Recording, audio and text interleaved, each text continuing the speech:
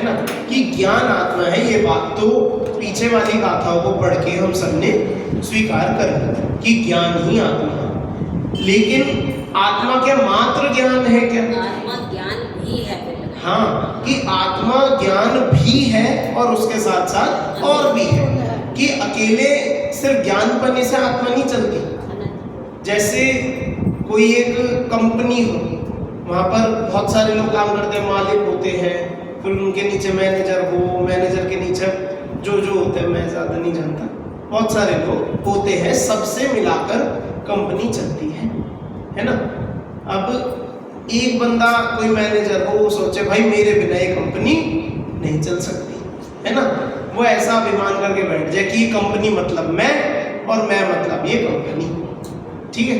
तो ऐसा जब उसे मन में अभिमान आएगा, वो सोचेगा कि मैं ही इस कंपनी को चला रहा हूँ, तो उसका अभिमान कितने दिन टिकेगा? जब वो सब अभिमान के अनुसार अपना कार्य करेगा, अपने हिसाब से सोचेगा कि मैं ही चला रहा हूँ, तो कैसे बात करेगा? ऐसा चल सकता है कि ऐसा होगा कि जो मालिक होगा, जो उस मैनेजर के नीचे लोग होंगे, क्या वो मानेंगे इस बात को कि भाई उसके हवाले ही चल रही है? अगर वो ना हो तो सब बंद हो जाएगा, ऐसा है कि अगर मान लो अकेले पर ही छोड़ दे, वास्तव में ही अगर उसके अकेले से चल रही हो, तो बाकी सब लोग अगर वहां से चले जाए तो भी क्या चलते रहेगा? क्या काम चलेगा? नहीं चलेगा। कंपनी छोड़ो, कंपनी तो बड़ी चीज होगी। एक रसोई है, घर में हमारे रसोई चूल्हा चौका होता है, ठीक है। रसोई कौन चलाता है जी? घर की महिला, है ना। ज्यादातर घर की महिलाएं, दादी मम्मी, बहन हो तो बहन भी, है ना। तो बड़े लोग जो महिलाएं होती हैं वे घर की रसोई चलाती हैं। अब वो बोले भाई मैं ही चलाती हूँ, क्या भाई मैं ही चला? अकेले महिलाएं ही अकेली चलाती है क्या? कि भाई राशन पानी के बिना कैसे चलेगी? अच्छा छोड़ो, क्या महिलाएं के घर से कभी अलग कहीं जाती नहीं क्या? वो जब चली जाए तो उस दिन के घर में खाना ही नहीं बनेगा क्या?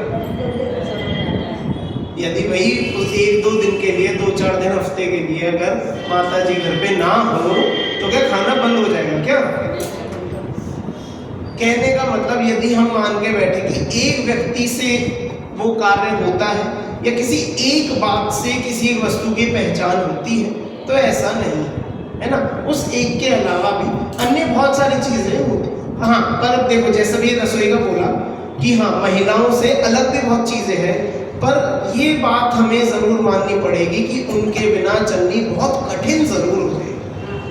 हम बोले कि हाँ महिलाओं के बिना चल सकती है, इन्हें रसोई से हटा दो, सबको 1-2 दिन तो काम कर ले, हफ्ते भर भी चलो, किसी तरह से काम चल जाएगा।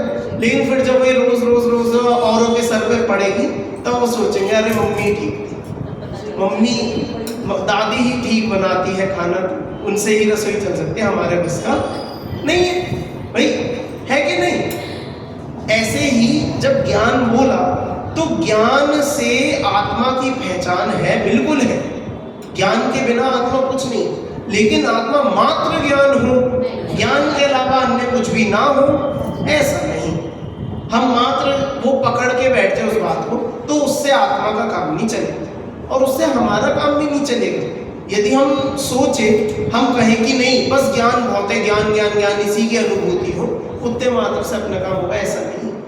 ये तो आपने अपने ही स्वरूप का एकांत पकड़ दिया, आपने अपने ही जो स्वरूप का वास्तविक मर्म था, जो अपना स्वभाव था, उसी में ही आपने बस एक अंश को पकड़ा, पूरी जो वस्तु है उसको जानने का यत्न ही नहीं, है ना।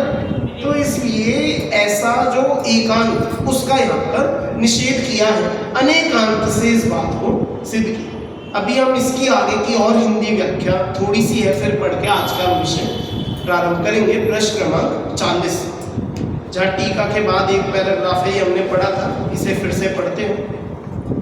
उक्त संपूर्ण विश्लेषण का सार यही है कि आत्मा ज्ञानादि अनंत गुणों का अखंड पिंड है, अनंत गुणमय अभेद वस्तु है। क्या बोला? आत्मा कैसा है जी? ज्ञान आदि अनंत गुणों का अखंड पिंड है भैया, मात्र ज्ञान नहीं है।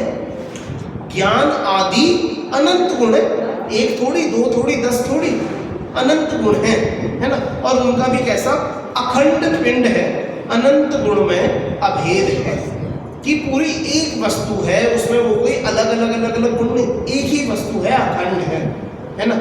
आत्मा के अनंत गुणों में ज्ञान भी एक गुण है, इस कारण यह कहा जाता है कि ज्ञान आत्मा है। अब ये ज्ञान एक ऐसा गुण है जो हर आत्मा का अपना अपना अनोखा है।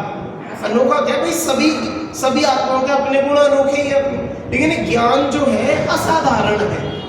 बाकी गुणों में इसका कुछ विशेष स्थान है, जैसे महिलाओं का अपनी रसोई में कुछ विशेष स्थान है, जैसे उस मैनेजर का अपनी उस कंपनी में एक विशेष स्थान है। भाई उसके बिना काम मुश्किल जरूर हो जाएगा, उसके बिना चले नहीं ऐसा नहीं, लेकिन मुश्किल जरूर होगा वो तो। हाँ देखो, जब और आ जाए वो बात अलग, लेकिन उतने समय के लिए तो उस पद पर यदि कोई ना हो, परेशानी तो बनती, हाँ व्यवस्था बिगड़ती है ना। तो यहाँ समझने वाली बात यह है कि ज्ञान की विशेषता तो जरूर है, इसलिए उसका मंडन कर रहे हैं, है ना। ज्ञान का इतना पूरे अधिकार लिख दिया, भाई कुछ तो खास होगा कि नहीं, कुछ तो विशेष होगा ना ज्ञान में।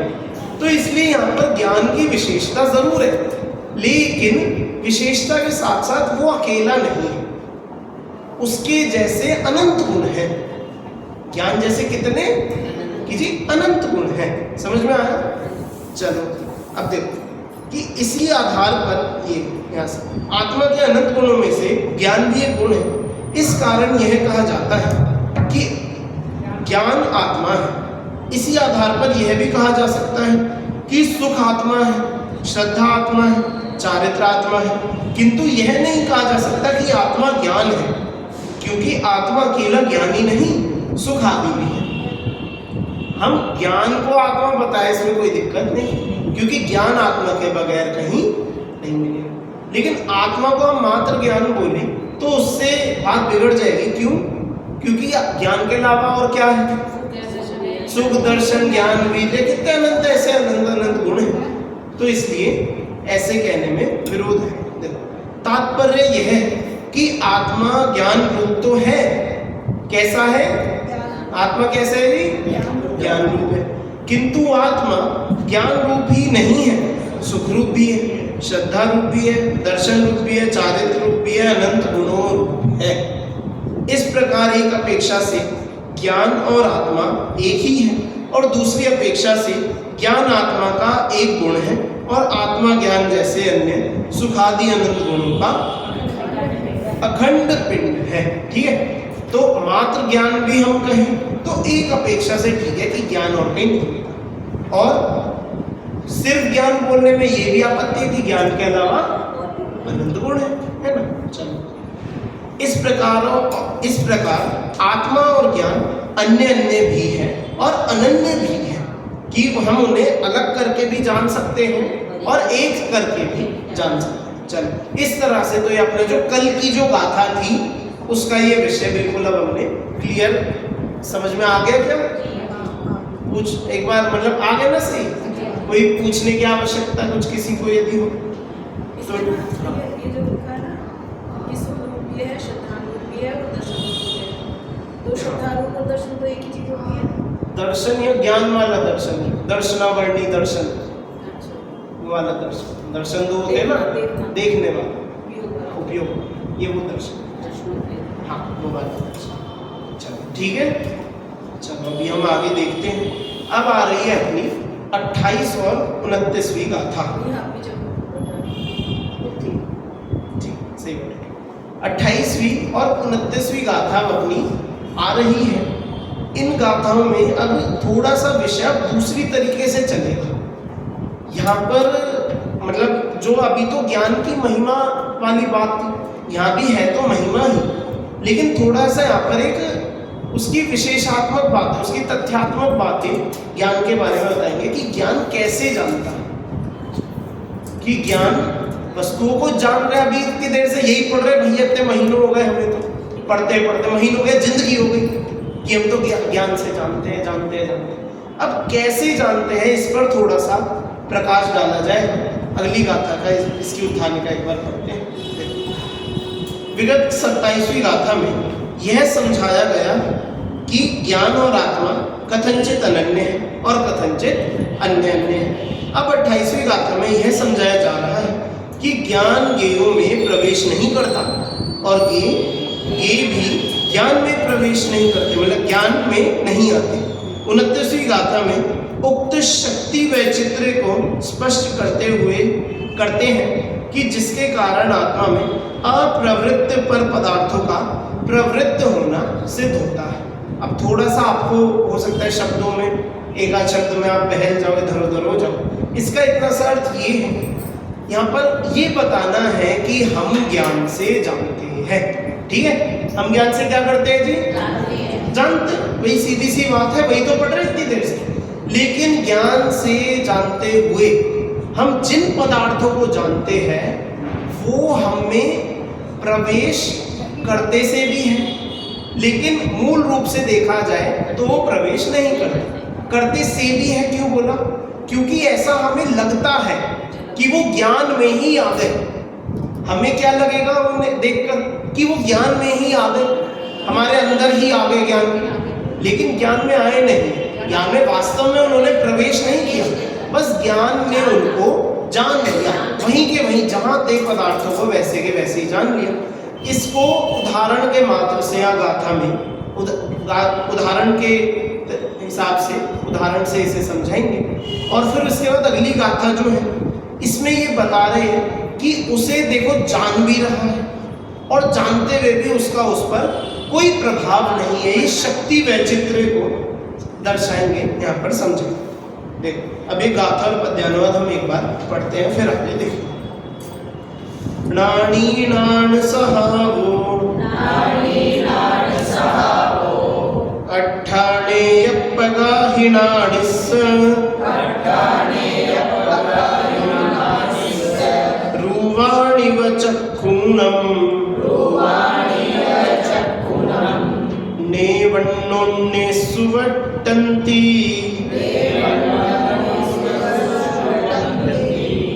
न पविट्टो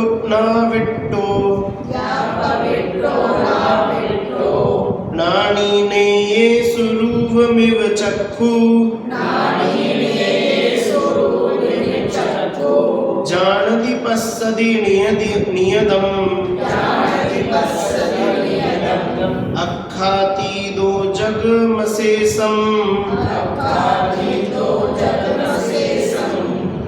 रूप को जो चक्षु जाने परस्पर प्रविष्ट है, त्यों आत्मज्ञान स्वभाव अन्य पदार्थ उसके लिए प्रविष्ट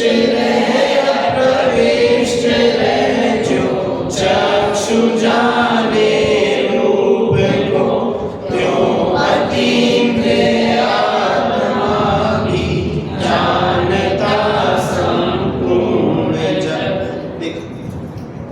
क्या बता रहे हैं। देखो एक बार इसका पहले हिंदी अर्थ पढ़ूंगा। देखो, जिस प्रकार रूपी पदार्थ नेत्रों के हैं, आंखों से हम क्या जानते हैं? आंखों से क्या जानते हैं हम?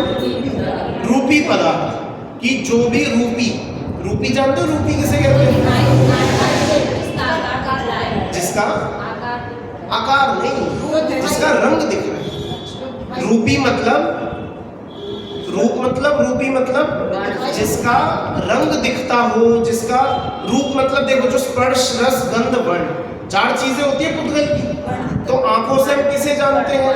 वर्ण को ही तो जान सकते हैं। तो यहाँ पर किसकी बात कर रहे हैं? रूपी पदार्थ जब बोला तो किसकी बात कर रहे हैं यहाँ पर? कि पुद्गल वो भी वर्ण वाले, है ना। उदाहरण है, देखो उदाहरण ले रहे, ये कोई अभी सिद्धांत नहीं पढ़ा रहा है, अभी उदाहरण। जिस प्रकार रूपी पदार्थ नेत्रों के जो भी चीजें आंखों से दिख सकती है उन्हें हम आंखों से देखते हैं, तो वे आंखों के क्या हो गए? ये विषय हो गए। विषय मतलब कि जिसको जाना गया वो तो विषय है, उसे हम क्या बोलते हैं? ये बोलते हैं। और जिसने जाना वो ज्ञान से, मतलब उसने ज्ञान ने ये को जाना, वो विषय और विषय, ठीक है। तो आंखों से नेत्रों से हमने रूपी पदार्थों को जैसे जाना, उसी प्रकार ज्ञान स्वभावी आत्मा के सभी पदार्थ ज्ञेय हैं। क्या बोला? ज्ञान स्वभावी आत्मा के सारे ही पदार्थ, मात्र रूपी नहीं कि रूपी के अलावा अन्य जो भी है, सारे ही पदार्थ ये ज्ञान स्वभावी आत्मा जान सकता है, उसके जानने में आते हैं। फिर भी वे ज्ञान और ज्ञेय एक दूसरे में प्रवेश नहीं करते। ये समझाना है कि उन्हें जानते हैं, उन्हें कैसे जानते हैं कि बिल्कुल जैसे अपने सामने रखे हो, और ऐसे जानते हुए भी वे उनमें प्रवेश नहीं करते। यहाँ पर ये समझाना है। देखो एक बार इसे फिर से देखते हैं। जो बोला ना, रूप को जो चक्षु जाने परस्पर अप्रविष्ट है, इसका मतलब है कि जैसे उदाहरण में ही, इसे ना उदाहरण से हम घटाएंगे। हम सब आंखों से देखते हैं, ये आंखों से ही देखेंगे, है ना। अब आंखों से जैसे मैंने फोन रखा है, मैंने इस फोन को देखा, ठीक है। अब इस फोन को देखते देखते फोन कहाँ पर रहा कि भाई जहाँ रखा है वही है। आप भी क्या पंडित जी मजाक कर, कहीं चल के थोड़ी चले जाए। पर मुझे तो ये ऐसे दिख रहा है कि जैसे बिल्कुल यही आ गया। क्यों? मेरी आंखें वहां गई क्या? क्या वो फोन चल के आया क्या? नहीं। लेकिन लग ऐसे रहे कि बिल्कुल मेरे ध्यान में आ गए, सब कुछ बिल्कुल मेरे सामने चल रहा है। अगर मैं आंखें भी बंद कर लूं तो भी ऐसा लगे कि अभी यही है, अभी देखा है, भूल थोड़ी नहीं। अब जैसे आंखों से हम पर वस्तु को देखते हैं, ना वो हमें उन्हें आंखों से छूना पड़ता, ना उससे वस्तु को हमारी आंख में घुसना पड़ता, ना हमें वहां तक जाना पड़ता। दूर से ही हम देखकर उस वस्तु का क्या कर लेते हैं? ज्ञान कर लेते हैं, जान लेते हैं, है ना। अब जैसे भाई ये फोन को जानने में क्या है, फोन मेरे अंदर घुस जाएगा क्या? है ना। अच्छा, अब ऐसी व्यवस्था बन जाए कि हम अगर कुछ हमें देखना हो तो हमें उसके बिल्कुल पास जाके देखना पड़े, तो कैसा रहेगा? नहीं, मान लो पास दूर रख के दिखे, मान लो ऐसे पास आकर हम देखें तो ही हमें दिखे, बाकी समय में ना दिखे, तो कितनी परेशानी है? कुछ भी नहीं है। चलिए, अब जैसे इन्होंने बोला कि कुछ भी परेशानी नहीं, अब हमें सड़क पे चलना है, दूर से पत्थर है। अब दूर से तो पता ही नहीं पत्थर है, दिखेगा ना। अब हम पास पहुंचेंगे, अब भी पत्थर हमारी आंखों से कितनी दूर है कि जमीन जितना दूर है, क्योंकि जमीन पर है पत्थर। अब वो हमें ना दिखे तो क्या होगा? भाई टकरा के गिर जाएंगे ना। अच्छा, इसका इलाज बताओ। अब हर समय झुक के चलो, जमीन पे देखते रहो कहीं पत्थर तो नहीं है, झुक झुक के बार बार पत्थर को देखो। अब हम पत्थर देख देख के चल रहे, सामने खंबा आ जाए, चलो ये भी छोड़। अगर ऐसा हो कि आंखों से बार बार पास लाकर देखना पड़े, सारी अपनी गाड़ी, स्कूटी, बाइक, सड़कें सब बंद हो जाएगी। क्यों? इनका काम ही है दूर देख के चलाना, पास देख के चला ही नहीं सकते इसमें, है कि नहीं? तो जैसे आंखों का काम दूर से देखना ही है, पास से देखना नहीं। और जो दूसरी बात इन्होंने बोली थी कि जब आपके कोई बहुत पास वस्तु आ जाती है तो वो भी दिखती नहीं है ना। जैसे हाथ यहाँ है, दिख रहा है, यहाँ आ जाए दिखता ही नहीं, अजीब सा हो जाता है, 4 की 3 उंगलियां दिखने लगती है ना। तो आंखों का काम जैसे दूर से देखना ही है, और उसका ज्ञान तो हो जाता है, लेकिन वो उसमें आंख में प्रवेश नहीं करता, है ना। उनमें जुड़ान नहीं होता, मतलब फिजिकली कोई सन्निकर्ष नहीं होता, जैसे सन्निकर्ष बोलते हैं, उनमें जुड़ान नहीं होता, है ना। तो ऐसे ही यहाँ बता रहे कि जो अपना जो सच्चा ज्ञान है, जो आत्मिक ज्ञान है, परोक्ष ज्ञान की बात नहीं कर रहे, जो प्रत्यक्ष ज्ञान होता है, जो आत्मा का ज्ञान होता है, ज्ञान का स्वभाव जगत के सारे पदार्थों को जानना होता है, सारे पदार्थों को जानता है। और कैसे जानता है? कैसे जानता है? कि दूर से ही जानता है, ना तो उस ज्ञान को वहां जाने की जरूरत है, ना उस पदार्थ को उस ज्ञान के पास आने की जरूरत है। जो ज्ञान है वो अपने उस आत्मा के अंदर आराम से बैठा है, और जो पदार्थ वो जहां भी है, चाहे वहां से लेकर 14 राजू नीचे जो आखिरी परमाणु क्यों ना हो, उसको भी वो ऐसे जानता है जैसे हमारे आगे रखे, हमारे हाथ पर रखे। और ऐसे जानते हुए भी वो पर पदार्थ उस वस्तु, उस ज्ञान में प्रवेश नहीं करे, उसके स्वरूप में उसका आलिंगन नहीं हो, उसका प्रवेश नहीं है ना। तो ये इस पहली गाथा में बता। देखो अब आगे देखो, जिस प्रकार चक्षु रूप में अप्रविष्ट रहकर और अप्रविष्ट ना रहकर जानती देखती है। क्या बोला कि अप्रविष्ट रहती भी है और अप्रविष्ट नहीं भी रहती है ना, दोनों ही बातें हैं। अप्रविष्ट रहती भी है और अप्रविष्ट नहीं भी रहती। इसका मतलब क्या है कि आंखें वस्तु को जानती है, ये तो हम सबको पता है, आंखों से भी हम रोज देखते हैं है ना। लेकिन जानते हुए भी वो, जैसे टेबल को हम देख रहे हैं, टेबल आगे घुस नहीं गई। देखो इसका सबसे बढ़िया उदाहरण, अब इस उदाहरण को भी समझाने के लिए उदाहरण, जैसे शीशा है, सबने सुना होगा, बहुत इसमें मैं समय नहीं लगाऊंगा। एक शीशा है, यहाँ शीशा लगा देते, ठीक है, लगा दिया। अब उस शीशे में हम खड़े हो गए, हमें कौन दिखेगा उसके आगे? हमें दिखेंगे। क्या अब हम दो आ गए क्या?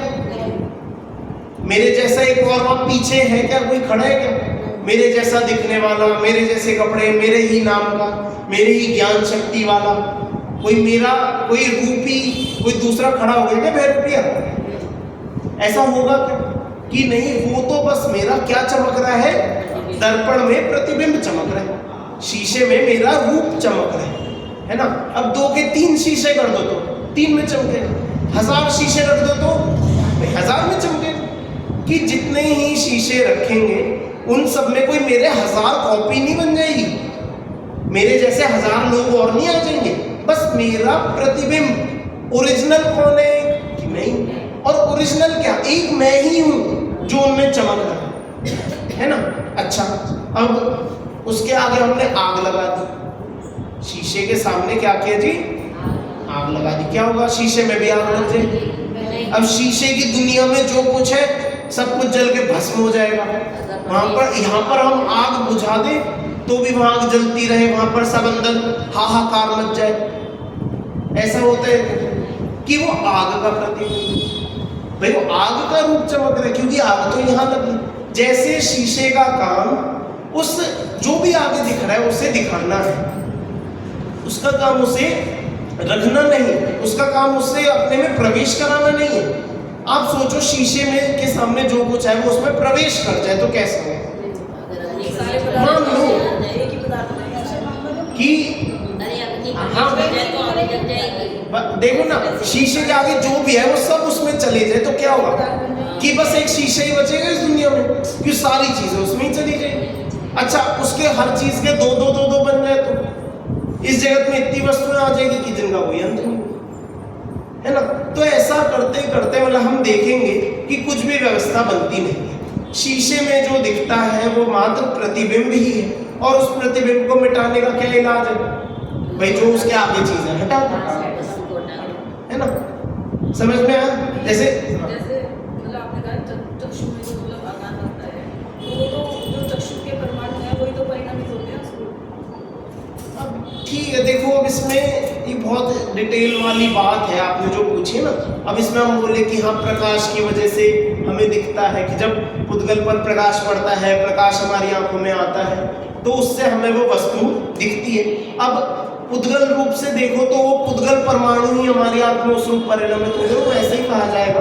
फिर वो हम बोलेंगे प्रकाश के ना हो तो फिर क्या देगा? बहुत सारी बातें इसमें, ज्यादा ना घुसकर बस इतना मानो कि हम आंखों से, वो भी पुद्गल है, पुद्गल को जानता है, इतना सा यहाँ पर हमें समझना नहीं ना, यही तो बता रहे हैं। अब देखो ये चलो ठीक है, अब इस पर करनी पड़ेगी चर्चा। तो देखो ऐसा है कि जैसे हमने आंखों से किसी वस्तु को देखा, उसके जो पुद्गल परमाणु यहाँ पर है, हमारी आंखों के पुद्गल परमाणु यहाँ पर है। अब उसने उसे कैसे जाना? ज्ञान से तो जाना, ज्ञान के बिना तो जान नहीं सकते, बिल्कुल ठीक है। लेकिन ज्ञान के अलावा भी कि वो वस्तु वहां पर है, यहाँ आसपास रोशनी है, मेरी आंखों का फोकस ठीक जगह पर है ना, मेरी आंखों में नंबर नहीं है, बिल्कुल जैसा दिखता है वैसा ही दिख रहा है, तो उसका जो प्रतिबिंब है मेरी आंखों में बन जाएगा, मुझे उससे दिखने लगेगा।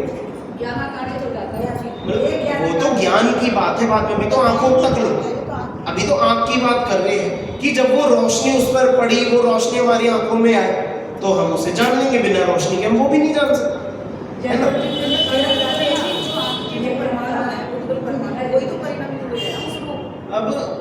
इसमें हम यूं ना के मतलब देखो, अब परिणमन रूप में देखो कुछ भी हो सकता है, पुद्गल परिणमन, पर आंखों के ही पुद्गल परमाणु ऐसे हो गए, वो इसमें कुछ वो बात नहीं है, मतलब ऐसा कहने में हो भी सकते हैं, कोई अलग अन्य परमाणु बाहर से आकर वैसे बन जाए, वो भी हो सकता मेरा है। मतलब है कि ज्ञान में भी ऐसा ही होता है क्या? देखो ज्ञान देखो, ज्ञान पकड़ो, अब जब ज्ञान है तो ज्ञान में ऐसा कुछ भी नहीं हो सकता।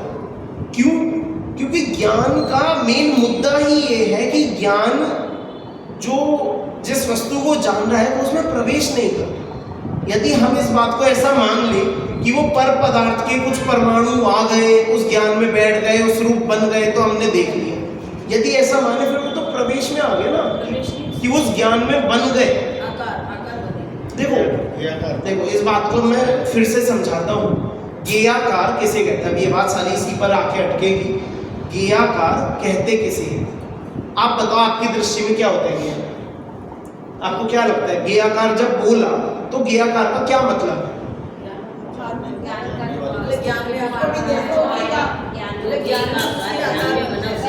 देखो ठीक है, देखो जैसे ये वस्तु है, अब हमें ये दिख रही है, एक चीज है, एक आकार वाली चीज है, तो हम इसे जैसे बोलेंगे कि इस वस्तु का एक आकार है, ये ऐसी की ऐसी हमने ज्ञान में जानी है।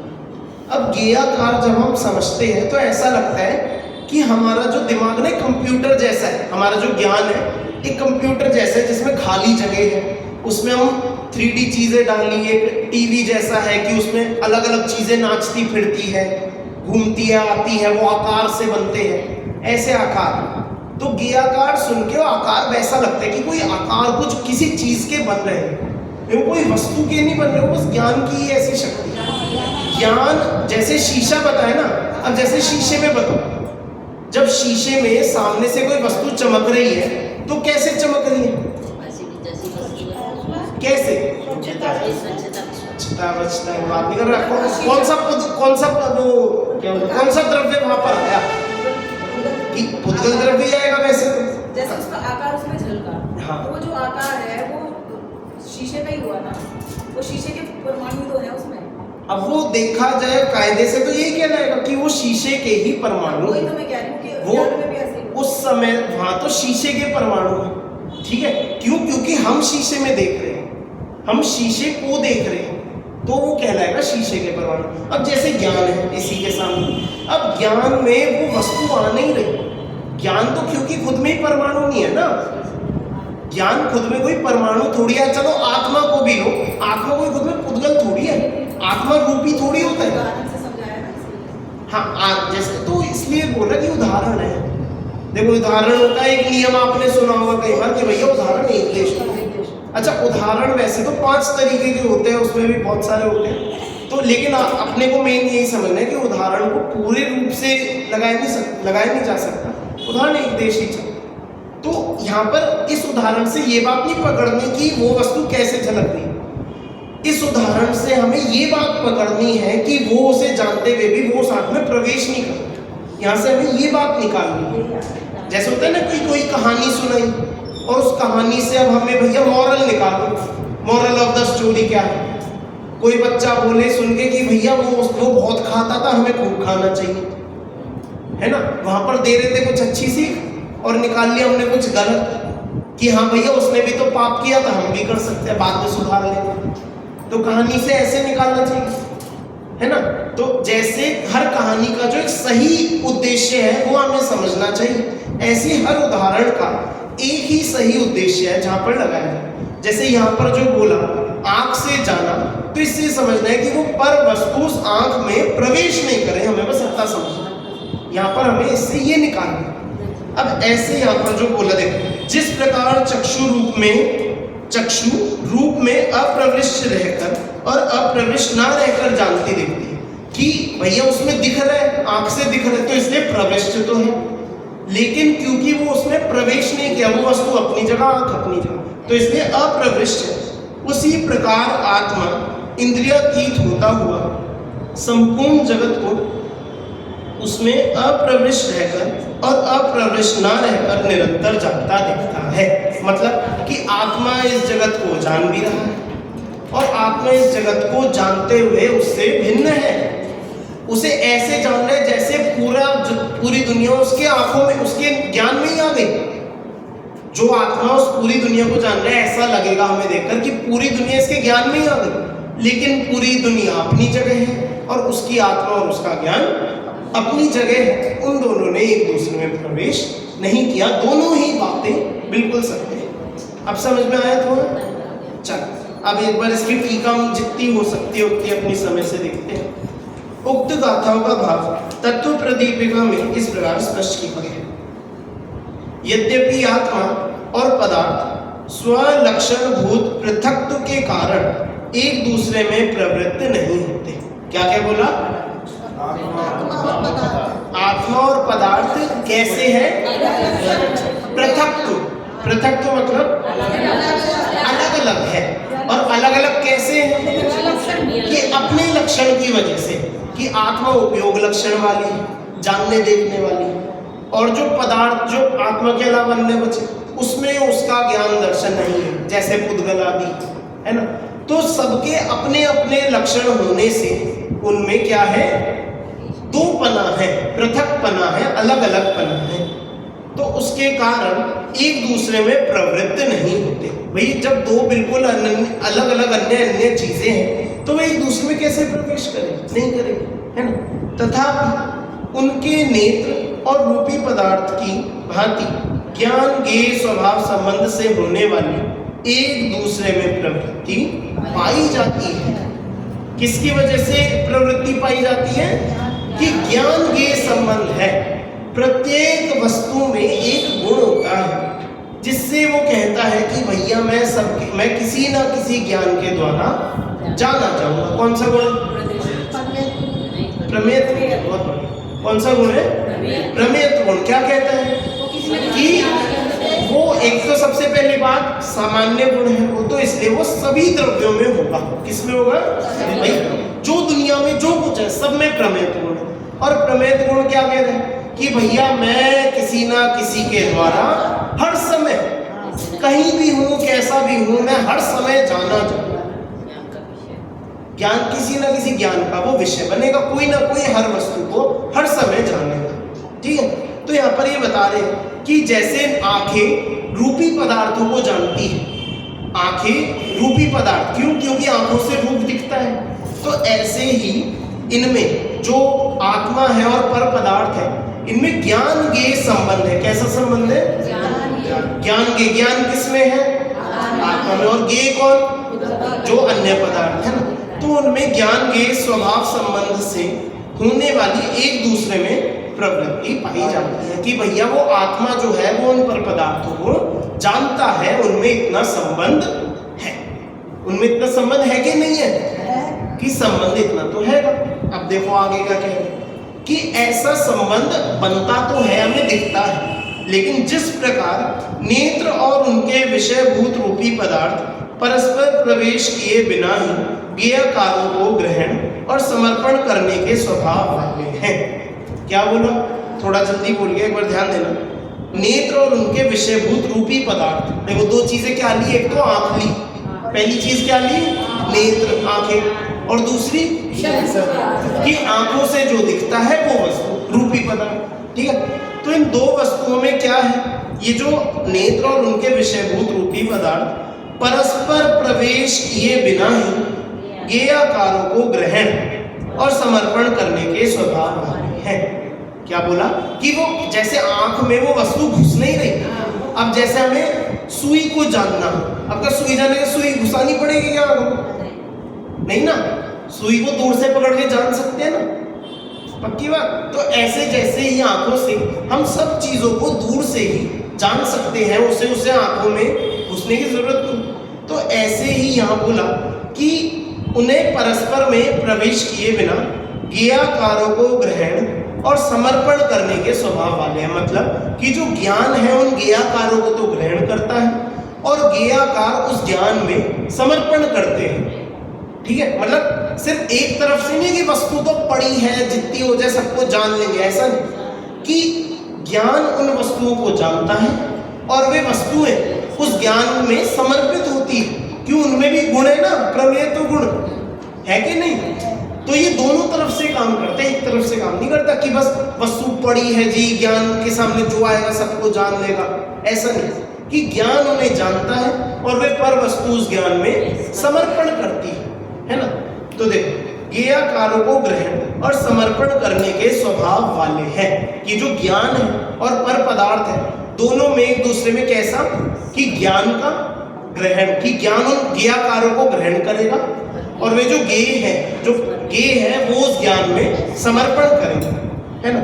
उसी प्रकार आत्मा और पदार्थ एक दूसरे में प्रविष्ट हुए बिना ही समस्त ज्ञेयाकारों के ग्रहण करने और समर्पण करने के स्वभाव वाले हैं। मतलब वही वो यहाँ सिद्धांत को इसे बता दिया जो ऊपर उदाहरण लिया कि आंखों से पर पदार्थ दिख रही है तो आंख उसे जान रही है और वो पर पदार्थ आंखों में झलक रहा है।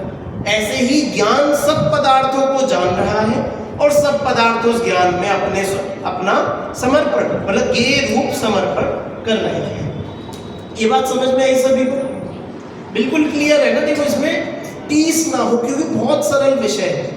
अगर ये विषय ही समझ में आए फिर आगे थोड़ा बढ़ेगा ही।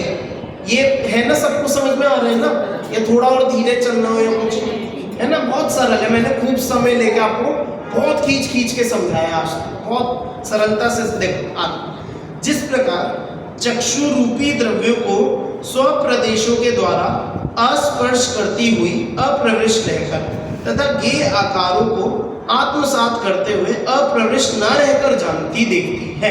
देखो दो चीजें समझा रहे, दोनों ही बातें बता रहे कि अप्रविष्ट भी होती है और अप्रविष्ट नहीं भी होती। मतलब प्रविष्ट होती है, प्रविष्ट नहीं होती। वैसे बोल दिया उसे नकारात्मक रूप में। देखो चक्षु रूपी द्रव्यों को स्वप्रदेशों के द्वारा अस्पर्श करती हुई अप्रविष्ट रहकर कि आंखें का जो प्रदेश है, जो आंखें पुद्गल है, वो बोलते हैं निवृत्ति उपकरण द्रव्येंद्रियम, ये पढ़ा होगा सूत्र आप लोगों ने, है ना। तो जो द्रव्य इंद्रिय है क्या उसमें उस वस्तु को छूना पड़ रहा है कि नहीं छूना पड़ रहा। उसके अलावा जो चक्षु जो भाव इंद्रिय रूप है क्या उन आत्म प्रदेशों में उस वस्तु को छूना पड़ रहेगा कि वहां भी नहीं छूना पड़ रहा। कि छूना तो दोनों में ही नहीं है, स्पर्श नहीं करना पड़ रहा, दूर से ही वो उसे जान लेता है। तो इसलिए अप्रवृत्त है। कैसी है? अप्रवृत्त है, अप्रविष्ट है, ठीक है, अप्रविष्ट है, अप्रविष्ट रहकर तथा ज्ञेय आकारों को आत्मसात करते हुए अप्रविष्ट न रहकर कि वो जो ज्ञेय आकार है भाई उसी आंख में झलक रहे। भाई जो ये जैसे मेरे सामने जो कुछ है मेरी आंखों में तो झलक रहे, तो फिर भैया वो कौन देख रहा? आंख ही देख रही। तो मतलब आंख उसमें प्रविष्ट है भी, और क्योंकि वो उसमें स्पर्श नहीं कर रहा तो इसलिए अप्रविष्ट भी है, लेकिन क्योंकि आंख ही उन्हें देखती है तो इसलिए प्रविष्ट भी है। तो प्रविष्ट है भी और प्रविष्ट नहीं भी, है ना। देखो ये समझ में आया प्रविष्ट वाली बात की प्रविष्ट कैसे है। हाँ, कि ज्ञेय आकारों को आत्मसात करते हुए वो ज्ञेय आकारों को खुद पकड़ रही है ना, उन्हें ग्रहण कर रही है ना। जो आंखें हैं उस वस्तु को ग्रहण कर रही है ना, उन्हें दर्शा रही है ना आत्मा को ज्ञान। तो इसलिए ये आत्मसात करते हुए अप्रविष्ट न रहकर जानती देखती है। उसी प्रकार आत्मा भी इंद्रियातीतता के कारण, मतलब कि इंद्रियों से तो नहीं जानता, डायरेक्ट जानता, अतीन्द्रिय ज्ञान है। तो अति इंद्रियातीतता के कारण प्राप्य कार्यता की विचार गोचरता से दूर होता हुआ, मतलब प्राप्यकारी नहीं होने पर, प्राप्यकारिता की विचार गोचरता मतलब प्राप्यकारी होता है कि जैसे जिसे पास से पकड़ के जाना जाए। जैसे हाथ है, हाथ ऐसे पकड़ेगा तो ही जानेगा ठंडा गरम हल्का भारी। अपनी जीभ है, स्वाद कैसा आएगा किसी वस्तु का? जब जीभ पे छुए। तो इसे बोलते हैं प्राप्यकारिता, कि जब वो चीज छूकर जाना है ना उसे प्राप्यकारी। तो यहाँ बोल रहे कि आत्मा तो प्राप्यकारी नहीं होती। आत्मा को कोई वस्तु जाकर थोड़ी छूनी है जानने के लिए, है ना, आत्मा तो दूर से ही जान लेते। तो यहाँ बोल रहे हैं कि इंद्रियातीतता के कारण प्राप्यकारिता की विचार गोचरता से दूर रहकर, मतलब प्राप्यकारी नहीं होने पर, ये भूत समस्त वस्तुओं को स्वप्रदेशों से अस्पर्श करता हुआ अप्रविष्ट रहकर तथा शक्ति व चित्र के कारण वस्तु में वर्तते समस्त ज्ञेयाकारों को मानो मूल से ही उखाड़ कर ग्रास कर लेने से अप्रविष्ट ना रहकर जानता देखता है। वो दोनों बातें यहाँ पे बता रहे। कैसे कैसे बताइए, तो फिर से देखते हैं कि क्योंकि जो ज्ञेय भूत समस्त वस्तुओं को स्व प्रदेश से स्पर्श नहीं हुए, अस्पर्श करता हुआ उन्हें जानता है। मतलब कि आत्मा को पूरी दुनिया को जानने के लिए वहां हर जगह जाना पड़ेगा, हर जगह बैठकर हर चीज को देखना पड़ेगा कि नहीं देखना। वो तो अपने एक स्थान पर बैठकर ही पूरी दुनिया को जान लेते हैं। तो इसलिए वो आत्मा पूरी दुनिया से कैसी है? अप्रविष्ट है। कैसी है जी? अप्रविष्ट है। समझ में आई ये बात? अप्रविष्ट कैसे, एक बार बोलो। क्योंकि आत्मा उन ज्ञेय पदार्थों को स्पर्श नहीं करती। आत्मा उन ज्ञेय पदार्थों को क्या नहीं करती? स्पर्श नहीं करती। तो इसलिए तो क्या है कि अप्रविष्ट है। और फिर बोला शक्ति व चित्र के कारण वस्तु में वर्तते समस्त ज्ञेयाकारों को मानो मूल से ही उखाड़कर ग्रास कर लेने से, कि वो पदार्थ इतने सारे एक साथ ज्ञान में झलक गए और उन्हें कैसे खा रही है। जैसे एक डंगर है, जानवर है, वो घास खाती है जमीन से, तो कैसे खाती है कि घास पकड़ी और पूरी जड़ से उखाड़कर पूरी की पूरी घास जैसे खा लेती है ना। तो यहाँ पर ये बोले कि जैसे उन ज्ञेयाकारों को पूरा पकड़कर, पूरा उठाकर, पूरा खा गई, जैसे पूरे को जान लिया है ना, इन्हें मूल से ही उखाड़कर ग्रास कर लेने से अप्रविष्ट ना रहकर जानती है।